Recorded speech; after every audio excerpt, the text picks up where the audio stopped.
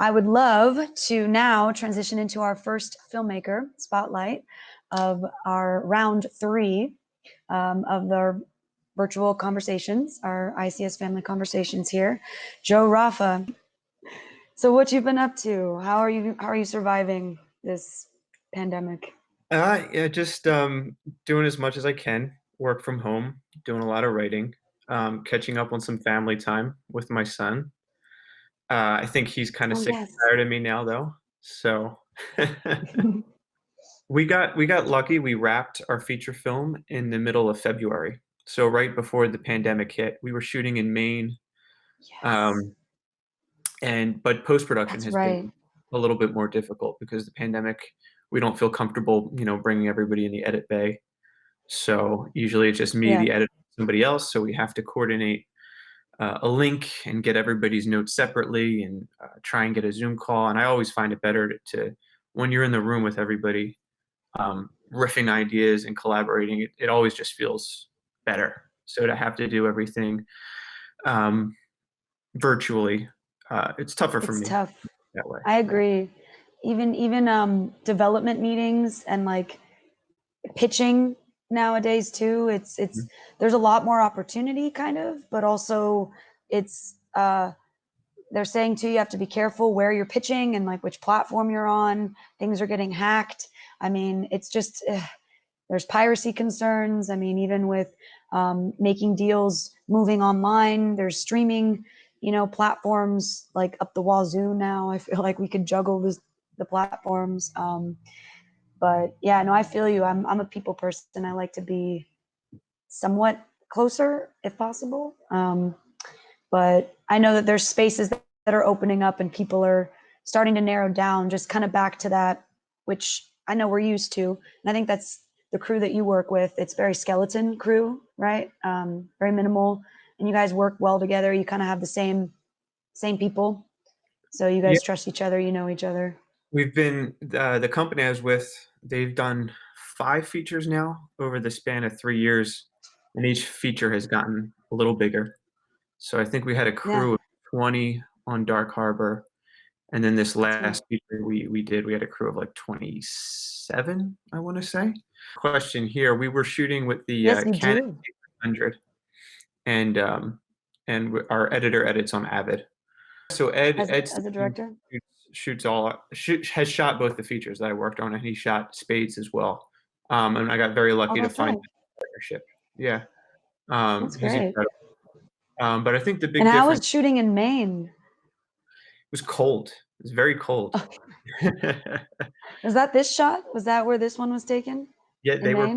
they were both shot in Maine. Yeah, one was shot in the fall, which was absolutely beautiful, and when we shot in the winter, it Mm, a different experience, but it was still fun. I have a question I here love about it. the difference between shorts and the low budget feature. I think the big difference is, you know, just the scope of the story and managing, um, 100 pages of content instead of just 15 pages of content, and making sure that when you're shooting out of order over the course of 20 days and you're shooting the end on day 3, that you're keeping everything in context with where you're going or where you've already been.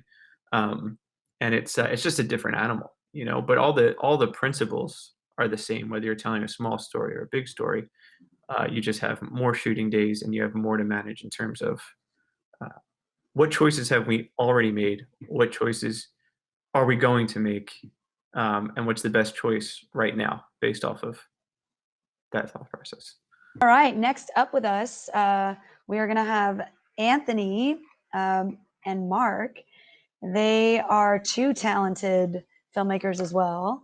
And I know Anthony is also a thespian performer, an actor from the stage, also on the screen. He's very talented and has been forcefully hyphenated with writer, producer, and editor. I know we wear many hats, Anthony. I know how that goes. And uh, you were also on Silicon Valley. That should be in there in your bio. I remember seeing you in an episode. But it's true. Hollywood is not ready for Anthony. And then we've got Mark also, Mark Ross, self-taught. I love that. I feel like we all learn as we go. I learn from every project that I've been able and lucky to get my hands on. You've done a lot, man. I know you've got, and especially with the sci-fi category, fantasy stuff. I feel like you've nailed that genre. Director of Curse of the Phantom Shadow, Enthusiasm Abounds. Both of those have been with us, I believe. Let me get it right. Enthusiasm Abounds was at the summer one. That one was at the summer edition, and then I think Mark, you joined us during the fall. I'm glad you could join us. How are you? Tell us what you've been up to. What's 2020 like for you? It's been interesting. Been locked up, which was good for writing. Like Joe said, we finished working on the script on our feature and are in the throes of pre-production right now. So we'll take it as far as we can until this is all over. I'm curious too, because I had a pilot that, yeah, we were lucky to shoot right before the pandemic hit too. Like it was like March, and we still had a couple pickup days that we had planned, and we had to postpone it. Didn't happen, and I don't know if that's a blessing in disguise or, yay. Mark, how are you? What have you been up to this 2020? Gosh, I've been working along with Anthony on the script for our feature film, Project Lone Star, which is the spiritual successor to Enthusiasm Abounds. And I've been finishing post on Curse of the Phantom Shadow. We're actually in the final throes of it all. We now have a geographically dispersed team working on post. We have a team in Japan, a team in LA, we have a team in Las Vegas, and we have a team in Spain working on it all at the same time, trying to bring it over the finish line. A lot of people are unfortunately out of work because of COVID, so I was able to gain post-production staff. So we are working feverishly to finish a gazillion visual effects shots to get it over the finish line so we can screen it as a potential pilot. That's amazing. I'm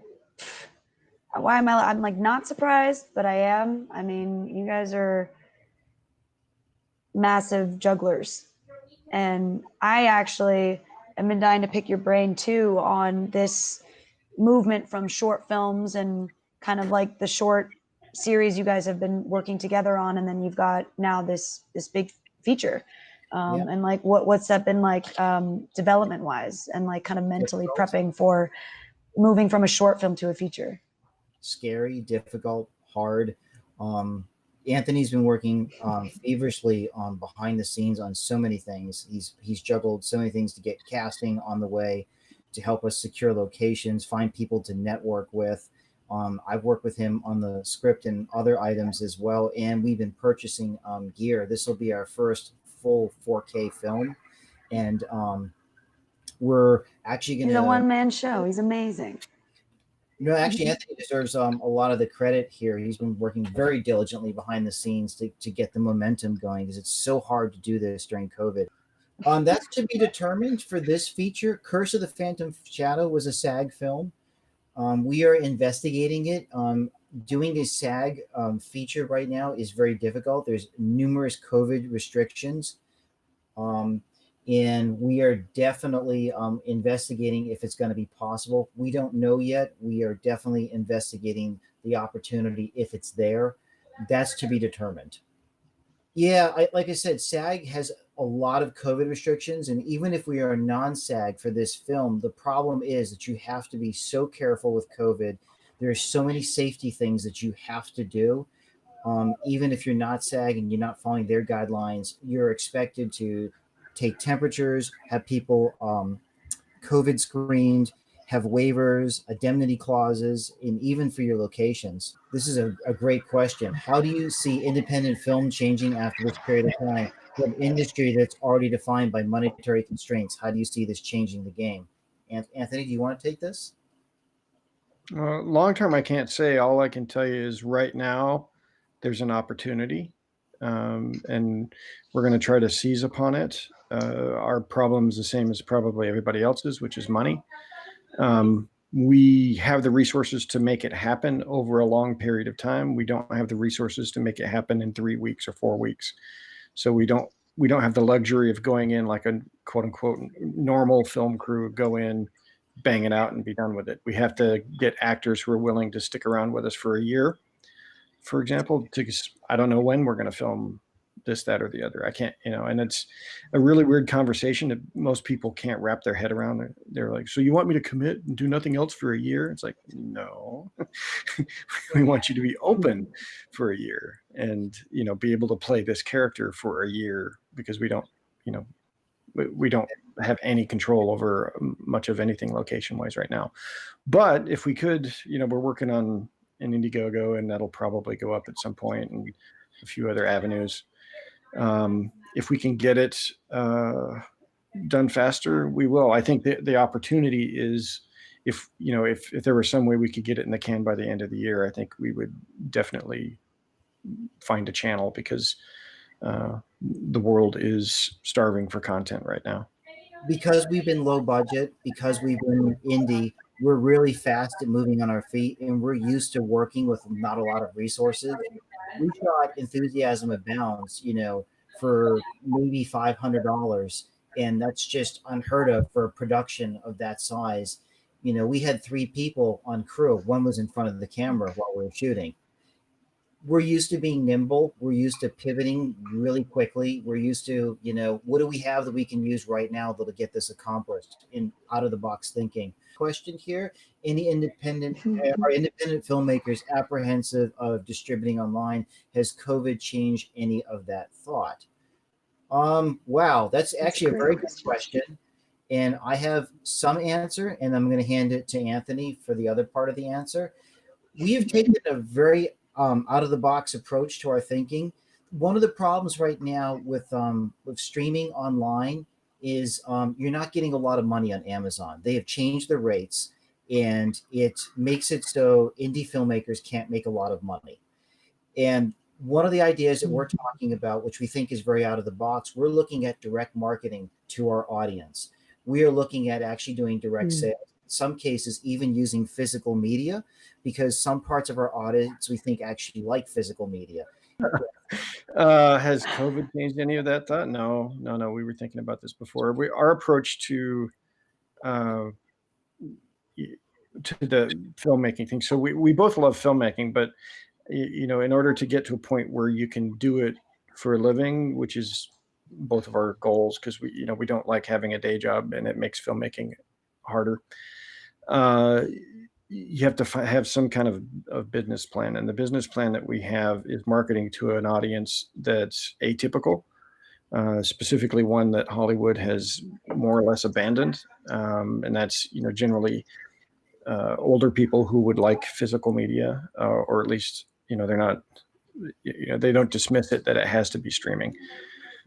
So there's a movies are generally made for teens and all the the whole spiel. But there's an older, more intelligent audience out there who would like films that challenge them intellectually and make them think. And science fiction is a huge genre, at least in our generation. And so we're trying to speak to that generation in a way that Hollywood no longer does.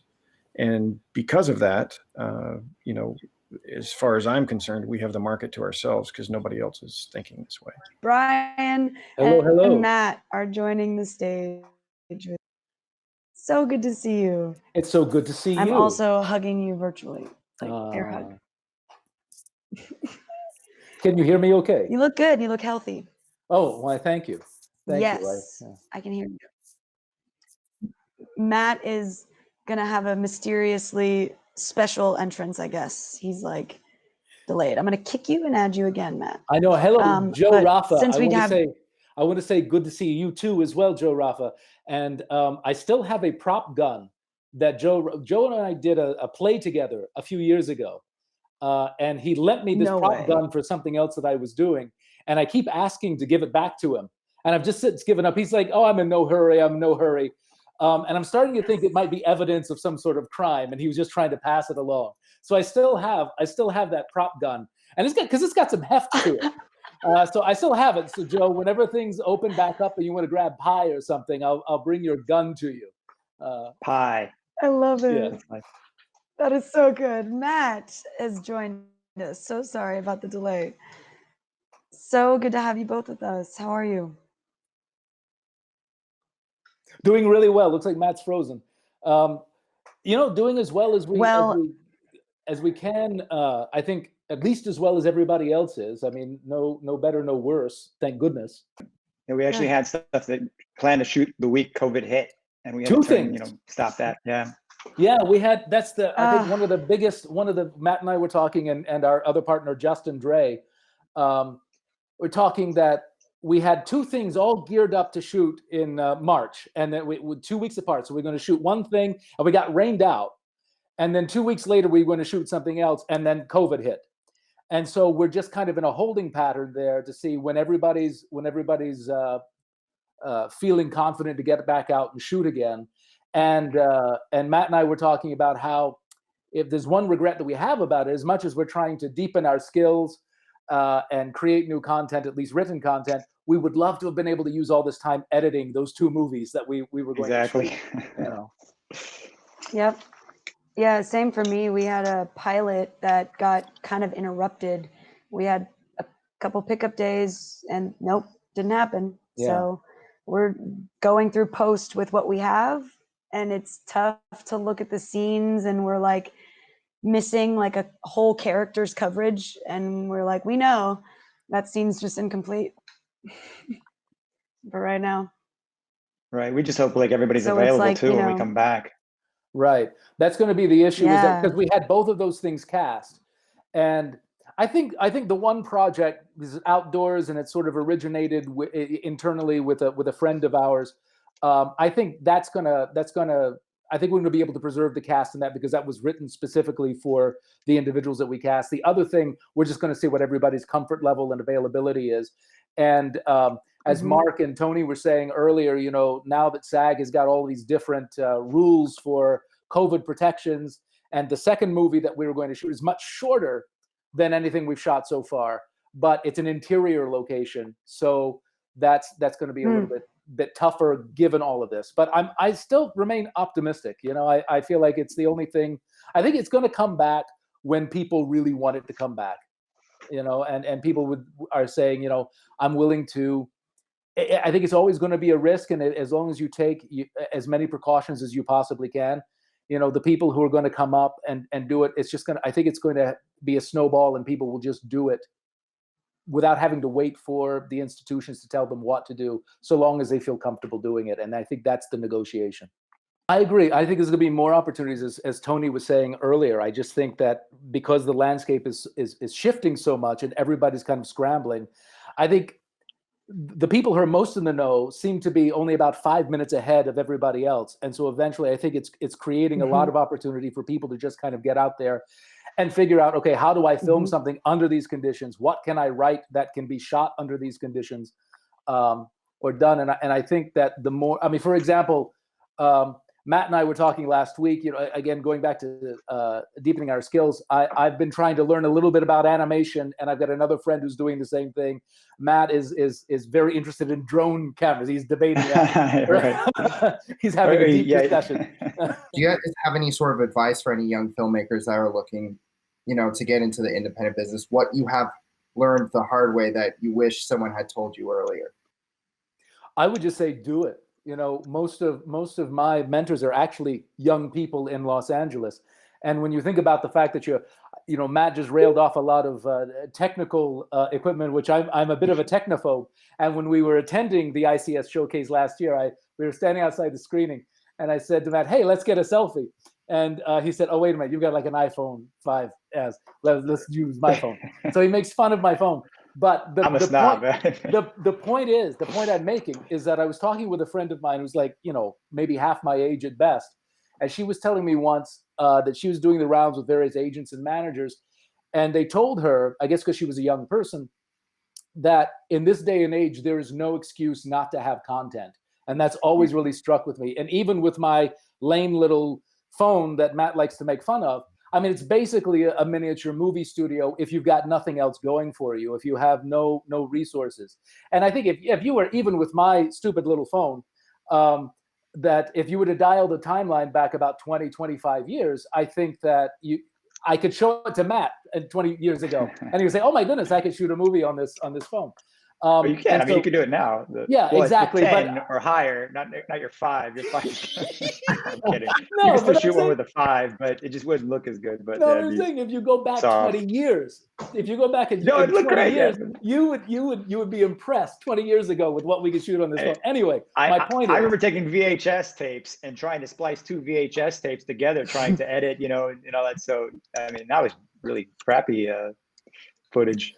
no, my point is, you're proud of that footage, you put the work into it, and I think today, everybody, no matter how lousy your smartphone is, you've got a little movie studio in your pocket. And that alone should at least inspire you to get out and do whatever you have the resources to do, is my opinion. How has the industry changed since you started making films? And in what ways has this impacted the way you produce and distribute content? So getting more into this like crazy world of digital streaming and streaming wars that we're in, and how that could impact and embolden independent filmmakers. I'd say from my perspective, I mean, like Brian said, there is no excuse not to make content if you want to be a filmmaker. I mean, the stuff that they can do now wasn't possible, 10 years ago or 15 years ago. 15 years ago, you had to go, if you were getting into the industry, you had to go to USC or UCLA to try to get in a movie, to try to build a reel, to do anything, to get seen by agents and try to get your stuff out there. Now, I mean, you can. I know we're joking around about the iPhone, but I've seen people make great stuff on the iPhone. I mean, as they say, the old cliche, story beats all. So if you have a great story, even if you shoot it on an iPhone, I mean, I was going to say, I've turned to YouTube a lot to watch stuff, and some of the people that are just making independent films, I mean, they're doing vlogs, but they're shooting them so great. They look very cinematic. They're incorporating a drone. They're incorporating all these other shots, and they're editing these things in 2 days and putting up brilliant stuff. So, I mean, there's no reason to do it. So I think the biggest thing is things are so much cheaper and so much more accessible than they used to be. How do you think the COVID-19 pandemic will affect independent films?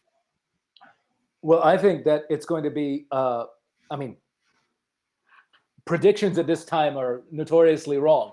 So I think that it's anybody's guess. But if I had to make a bet on it, I think it's going to be a much more open field, and very, very. I remain optimistic that it's going to be that it is sort of we've sort of pressed reset on the whole industry as to what's possible, what can be possible, and who can take part, because everybody's trying to figure it out together. And there's anybody who you ask, they probably don't know much more than you do right now as to what's going on. So that to me, I feel an exhilarating sense of freedom over that.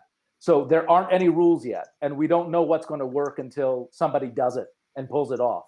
Yeah, you could almost look at this as sort of a level playing field. Exactly. That's exactly how I feel about it. Place which kind of allowed studios to take over and monopolize or the entire industry have not all now been reset. None of us are following by rules.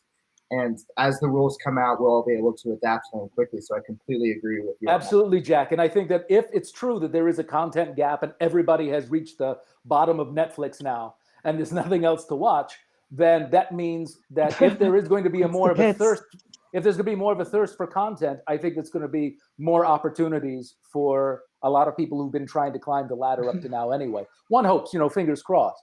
But I go back to my own original philosophy, is that even if there isn't, if you make your own stuff and you do it for your own sake, then you're doing what you want to do and you're doing it under your own terms. I feel like that's a certain success anyway, and you're part of your own industry. Be a market of one, if nothing else. I think the key thing is, or at least when you're starting out, there will be a million things that you've never done before, and you can't be afraid of them. You have to, whatever comes up, you just have to do it. So, because there's nobody else that's going to do it. Almost anything imaginable. I mean, when we made the Enthusiasm Abounds short, we did precision guesswork on some things to find out what would work. But going back to the earlier point about coming out of this with something more than when the pandemic hit, so coming out with something. One of the things that I did, I started taking courseware, try to learn new skills. And then I made that inspiration video to inspire other people. And then Anthony and I started writing the screenplay for the next film.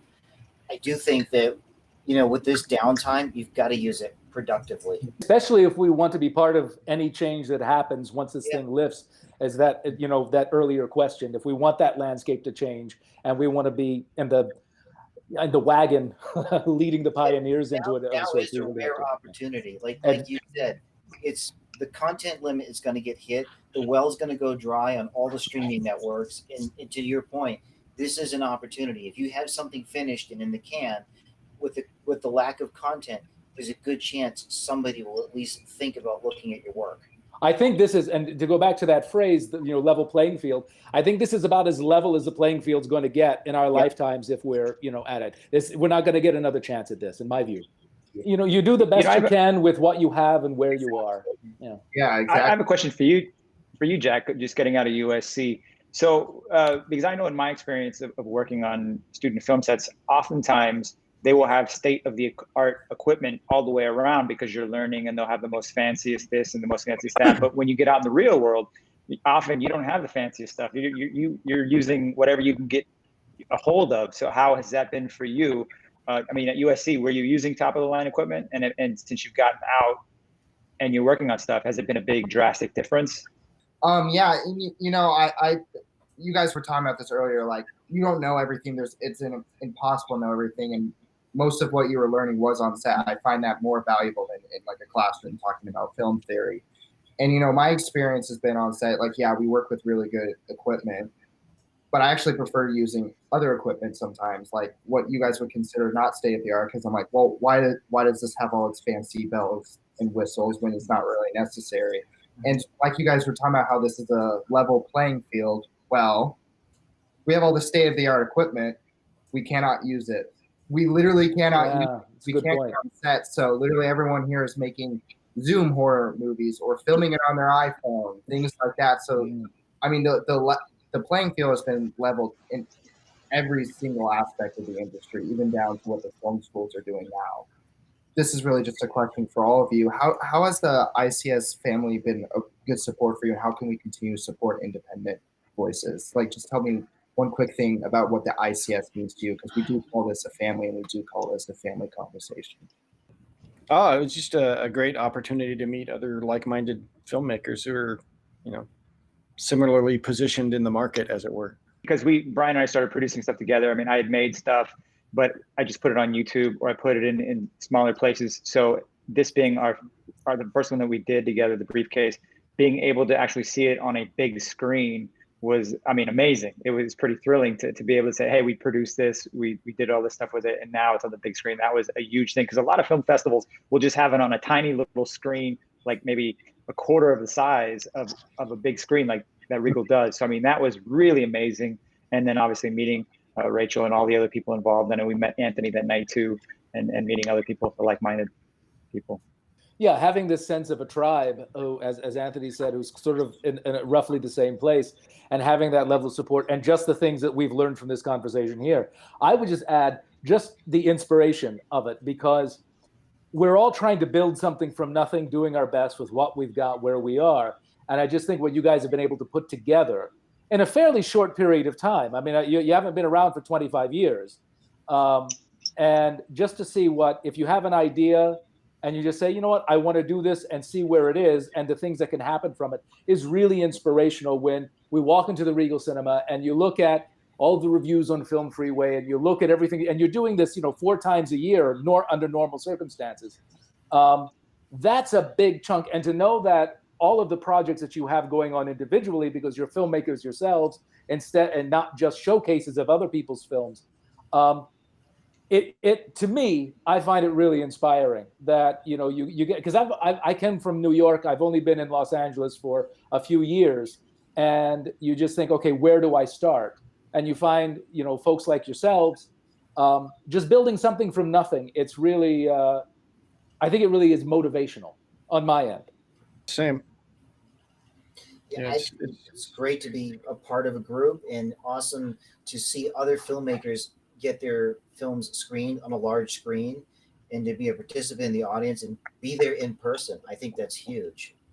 we're adapting, we're innovative, we're always creating and showcasing independent filmmakers. I'm Mary Rachel Gardner here with the Independent Cinema Showcase. The mission is still alive. Thank you all.